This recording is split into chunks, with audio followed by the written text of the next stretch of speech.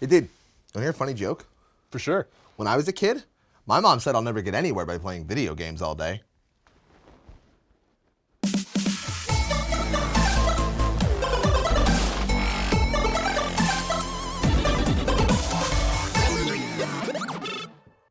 What is up, everybody? Welcome to Party Chat. I'm Patrox. I'm Obey the Fist. And first thing I'd like to say in this episode is, Mom, I'm sorry. Please don't kill me. Second, today we're talking about esports. For those unfamiliar with esports, it is the organized professional events where video games are our main focus. They come in every flavor from vanilla, like League of Legends, Counterstrike, to the more flavorful, like when a single 14-year-old Pennsylvanian kid wins $1 million after a single match of Fortnite. Yeah, the esports is really awesome because this is something that a lot of us were told growing up that like you're wasting your time playing video games, and now there are people who make more money than literally anybody who has ever told me that by playing video games. Yeah, I mean, it's incredible to see how far we've come in the last, I'd say, 10 years. You know, video game organizations really started out, I mean, it was really just your friends came over, you played Mortal Kombat, you played Street Fighter, you know. Nintendo had the Nintendo World Championships back in the day with what it was, Super Mario, Tetris, and the kart. It was like a Formula One style. What was it, Rally Racers? Yeah. Ridge Racer? Was it Ridge Racer? I don't remember. Eons ago. Before my time, honestly. Yeah, eons ago. But, yeah, these were the these, high score at the arcade. Yeah, it was high score at the arcade, bragging rights amongst your friends, and occasionally, you know, once we all started getting allowances, we'd do money matches. And lost plenty of dollars, made plenty of dollars, but also lost plenty of dollars. I mean, also, you know, Fist and I come from a small esports background. I've played competitive games at the competitive level, Counter-Strike, Smash Bros. In fact, we host a regional major, I guess you can call it. Before the plague. A regional sub-major here where we live called Smash Erie. Which is a huge event, one of the biggest in all of Western PA. And it's amazing to see the developments that the entire industry has taken to follow the course of esports, both good and bad. Because it's never just one or the other. I think one of the worst parts about esports is that every game wants to be an esport. Right. In some way, shape, or form. And a lot of them don't. You can't. Like, there's this drive to be like, let's make this esports viable. And the reality is it's never going to get there. So you wind up trying to make it do something it can't, and the entire thing suffers for it. Destiny, we're looking at you. Yeah, I was really in my head thinking, wow, Destiny 2 right there. Yeah, which to be fair was Activision's call. That was... Yeah, it was not Bungie's decision. Bungie was like, no, we want to make a fun multiplayer shooter for people to play with their friends. And Activision was like, no, you will make this esports viable. We're going to take on the world. I mean, Activision saw it was Bungie. They see how well Halo does. And come on, that was the logical play. It just didn't pan out as well. It's not that the idea itself was bad. It's that the implementation really soured the experience. I mean, I would be okay with like a ranked mode, but just not all survival modes. I would be way more okay with like ranked Iron Banner than I would almost anything else. Like I understand LTS, Last Team Standing, being like the standard for you know, competition because your life matters. You can't be careless with it. So aside from Destiny 2, you know, there's a lot of games out there that we both enjoy that have competitive scenes that maybe we don't partake in as much as we like. I mean, no matter how you toss it, I still think that the biggest esport in the world is League of Legends. And I do enjoy League of Legends. I'm just bad at it. I'll be the first to admit that. Like, and quite frankly, I'm okay with being bad at it, but you guys are fucking mean. True. Like, there's no reason for any of that hostility. Yeah. You know, World of Warcraft arenas are up there in the top few. Fortnite, Apex Legends. I like them better when they're Warzone. BR's really dominating the esports scene in all forms. Fortnite, obviously huge. Apex Legends, I just said that. Warzone. What's the other one? The big one? PUBG. Yeah, BR's kind of took the scene by storm. The idea that there's 100 people and it's last man standing. That's a really powerful dopamine-inducing feeling to be the best out of 100 other people. Yeah. I really think that you can break esports into a couple subcategories because I really feel like shooters, fighters, and Sports. MOBAs. Okay. I mean, they're not as big as they used to be. I feel like Madden was like way bigger back in like the early 2000s. 2K is. 2K League is huge. They have huge prize pools for their like cream of the crop, top of the top, creme de la creme. But I feel like esports has really dropped down. But I was trying to find a term that would lump like WoW PvP and like League of Legends together, but No, I mean, I feel like there's those three basic categories, and then probably we could have a miscellaneous one, because like, yeah. There's something like the World of Warcraft arenas, as well as like to keep it in house with Blizzard, like Hearthstone. Yeah. I mean, Hearthstone's up there. I don't know if I'd call Hearthstone an e-sport. I'd say that it's because, for example, would you call Magic Worlds a card sport? It's a tough one because like Yeah, no, you don't get me there. Sorry. Mm-mm. I feel like it's missing an element of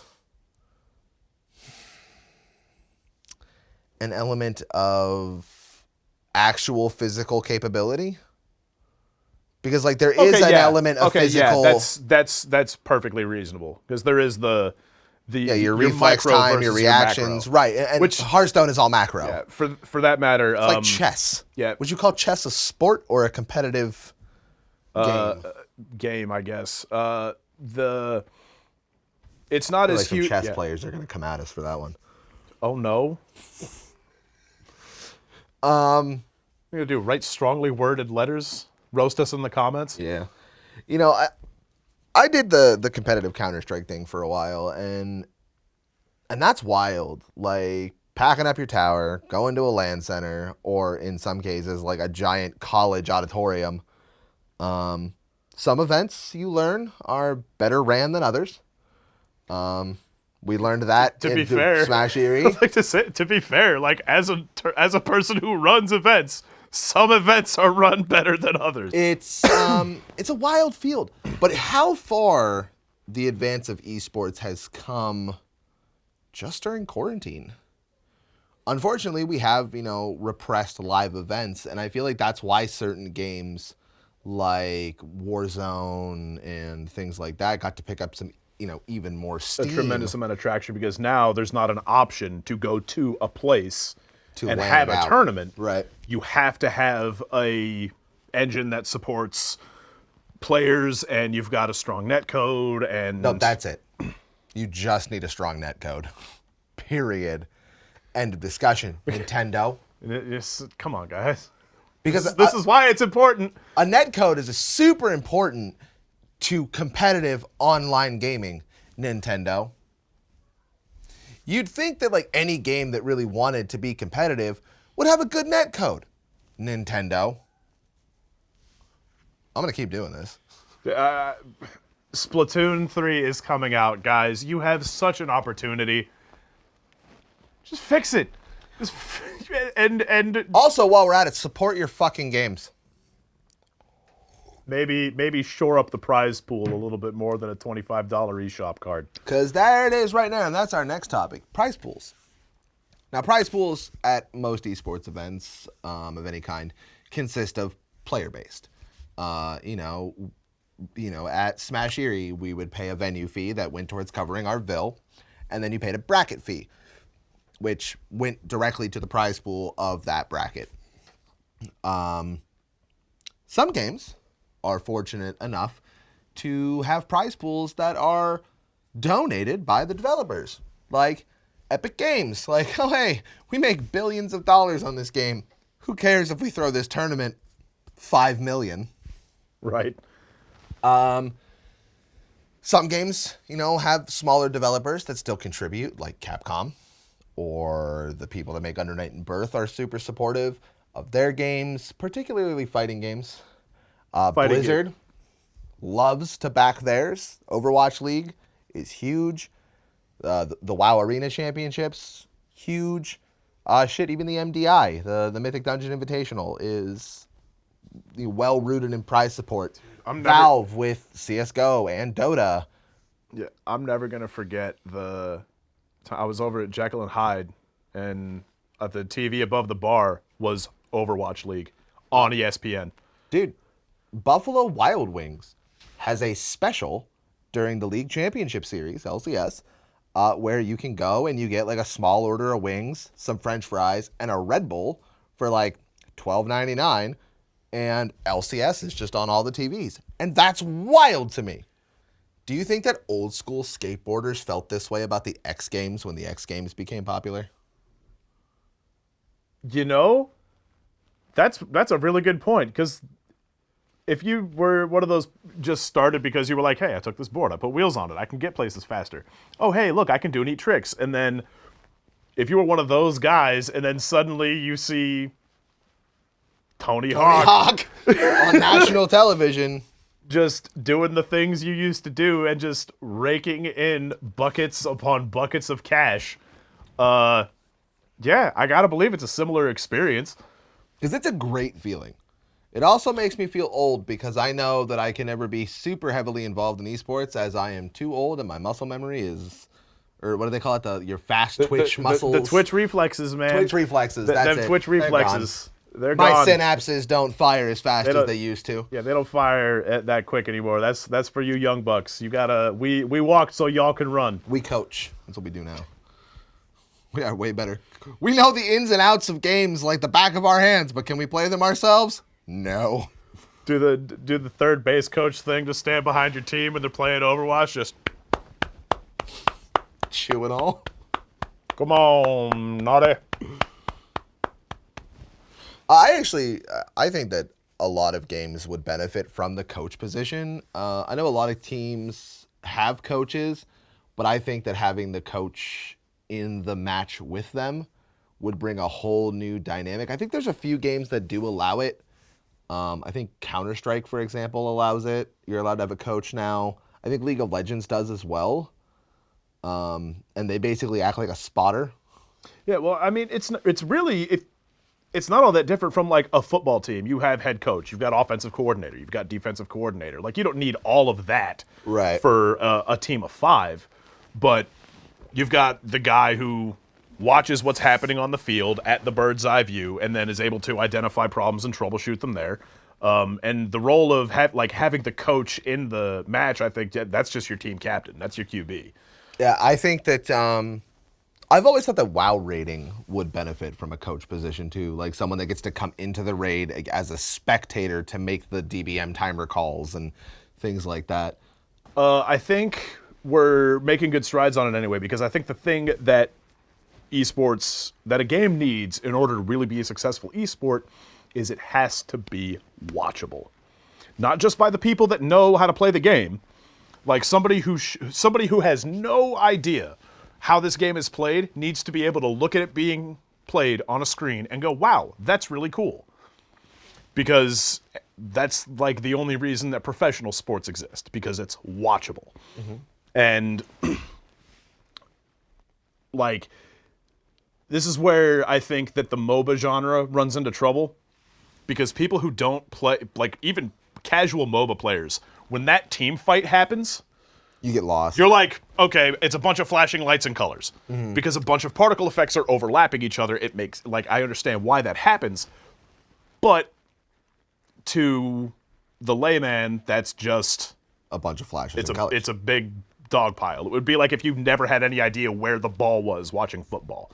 Suddenly it's not as interesting. Right. Now, Obey, Let me ask you a question I already know the answer to. What is the most watchable esport on the market right now? So for me personally, it's absolutely Dragon Ball Fighters, because Yeah. you can have no idea what you're doing in that game, and just by virtue of smashing the controller against your face, your character's gonna do some cool stuff. It's like watching fan DBZ fights. Yeah, agreed. That game is very visually impressive. It's very fluent, very smooth. As a fighting game, I enjoy it. I enjoy playing it, and I enjoy watching it. Dude, like watching Sonic Fox and like Goichi just go at it is just absolutely fantastic. It's also a game where it's very clear when somebody has the upper hand. Yeah, I think Overwatch is really watchable. Yeah, I think Overwatch 2 is going to be a lot more watchable. yes. BlizzCon was pretty recent. We saw a lot more information for Overwatch 2. The fact that tanks now heal over time out of combat. DPS get a speed boost out of combat.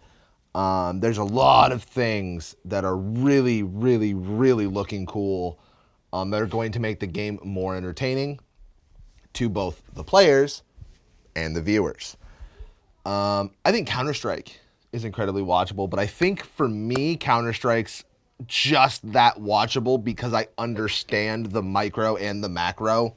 Part of the problem with Counter-Strike is that it's really the skin. It's if you don't have an interest in, modern combat situations, there's nothing really to draw you in.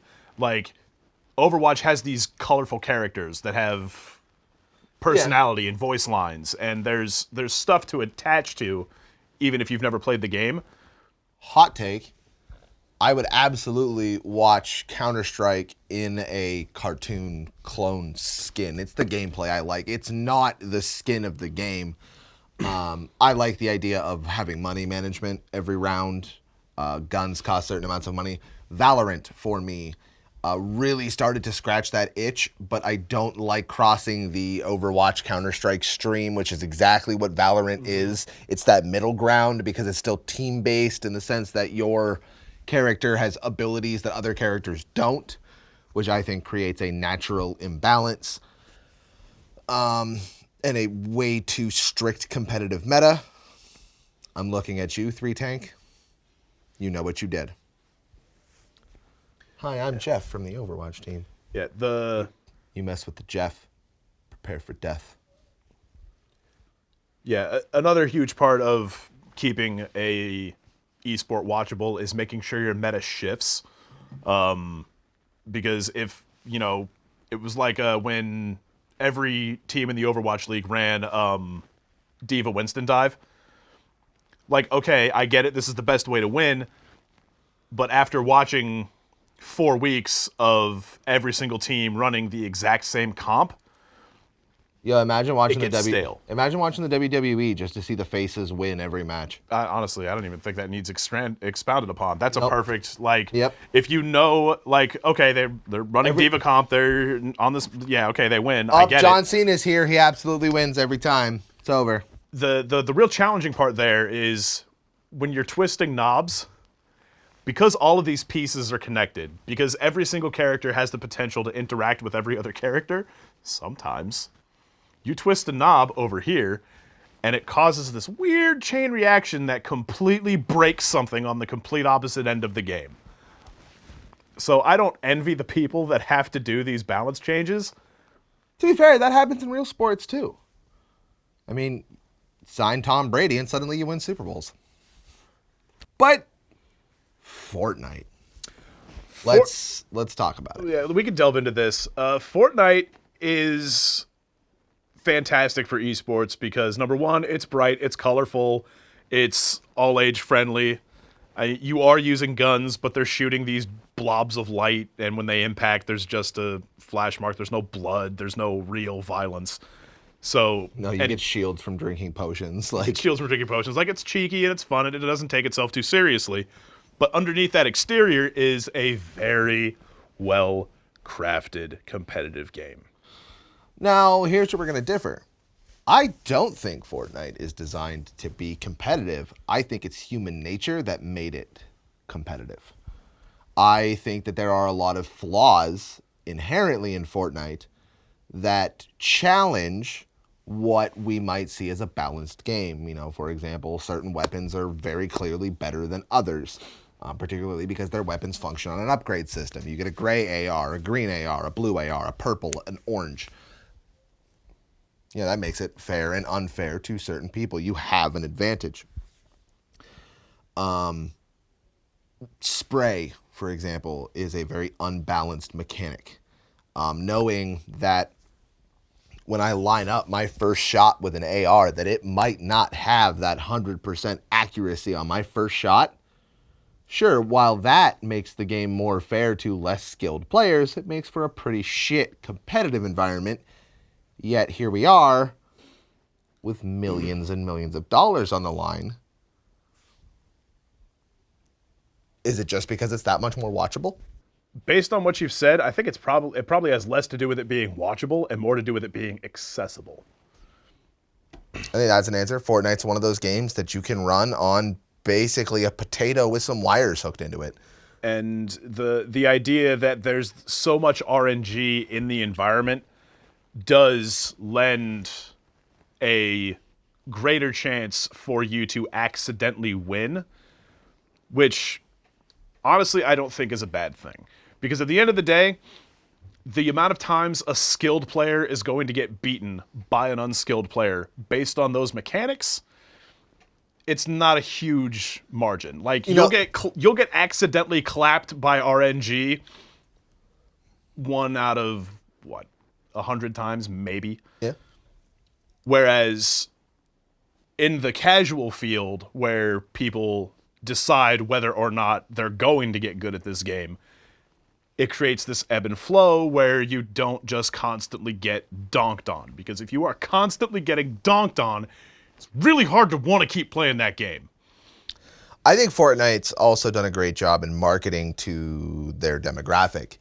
I think Fortnite was always aimed at like us slightly younger than us. And then the moment they realized they had this whole untapped, more youthful demographic, they've done a good job. I think Epic has done a great job of using Fortnite as a platform to generate interest in other IPs and other games, just the whole industry. I think they've done a great job collabing with artists, directors, movies, all kinds of shit. There's a lot of synergy to be had because, I mean, that's a very symbiotic relationship where when, you know, like when they put Mando in Fortnite, that's a crossover that's going to get people who like Mando to maybe consider playing Fortnite, even if they never really have before. And it's a great platform to get people that play Fortnite to maybe check out Mando. If they've never even considered it before. My kids, they knew Mando existed. They knew we watched it, but they didn't give two shits about it until Mando was in Fortnite. Then suddenly it was like, I want to watch Mando. Yep. No matter what, I think that esports is here to stay as a whole. I think it's going to continue to get bigger, better, more viewerships, better games. Get in on it, because the future is now, old man. It absolutely is. Go ahead and practice those Twitch reflexes by seeing how fast you can click those like and subscribe buttons. And until next time, I'm Patrox. I'm Obey the Fist. We'll see you later.